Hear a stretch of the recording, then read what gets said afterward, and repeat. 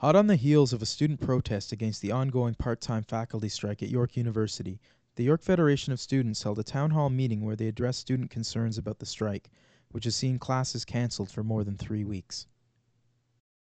YFS President Hamid Osman said the meeting was a productive discussion where students who supported the student union's decision to back QP 3903, the union representing the striking workers, as well as students who were opposed to it, were equally able to voice their concerns. I felt that the town hall was very productive. We got some insight from a variety of views, and we will take it back and bring it back to QP and the York administration. At the town hall, representatives from both the YFS and QP 3903 answered questions from the floor. Matthew Gigan Miller, one of the organizers of the York Anti-Strike Facebook group, says he considers himself to be a pretty left-wing guy and a supporter of many left-wing causes, but he said that even he cannot support the union in this round of bargaining.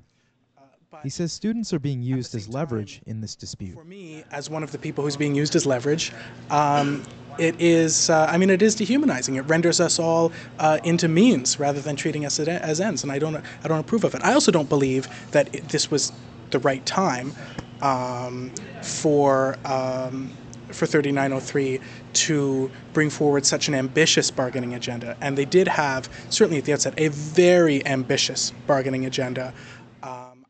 Gigan Miller cited the current global economic crisis as one of the reasons he felt the union's demands were too ambitious. Union Representative Tyler Shipley, however, disagreed with Gigan Miller's assessment. But I think it's a bit of a misnomer in this context, because I know that the university sector is different insofar as a recession doesn't affect the university the way a recession affects General Motors. In fact, what happens in a recession is that universities' numbers swell because folks who have been laid off actually often go back to school. And there's been articles in the Metro recently about this, about the number of mature students that are coming back to school and paying tuition to come back to York. And York's numbers in terms of enrollment are going to go up. So given that York already has an $848.1 million operating budget, given that they're operating with surpluses every year, and given that they are going to continue to have higher numbers in enrollment, we figure this is actually the moment for us to say we deserve a cut. We deserve a piece of that, and the piece we're getting, given that we do over 50% of the teaching at this university, the piece we're getting is not enough. Third-year Schulich business student Sonny Sharma says he doesn't side with the administration or the union and disagreed with the YFS's decision to support the union. So I don't have any problem with their viewpoint on the overall themes in it, about social justice, fair wages, stuff like that. What I do have objection to is the procedure that they followed. Other students, however, blame the administration for the disruption and say they feel the YFS was right to back the union. For third-year student Jesse Zimmerman, the issue was more personal.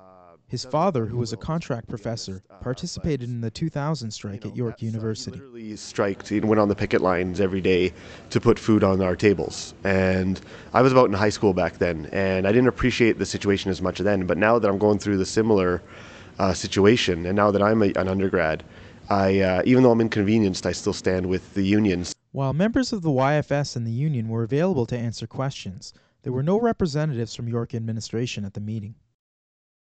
Some say that one major hurdle in the negotiations has been the union's insistence on a 2-year contract rather than a standard 3-year package. This would allow them to join with their sister unions at post-secondary institutions across Ontario in lobbying the provincial government for a better deal when all their contracts end in 2010. It's difficult, without being the university or the union, to know whether having a contract that expires in 2010 is the most important, but I do believe that it is the singular greatest barrier to timely resolution of the labor dispute. Gigan Miller says that university administration really wants a 3-year deal so that York can be one of the few post-secondary institutions not to get caught up in a potential province-wide strike in 2010.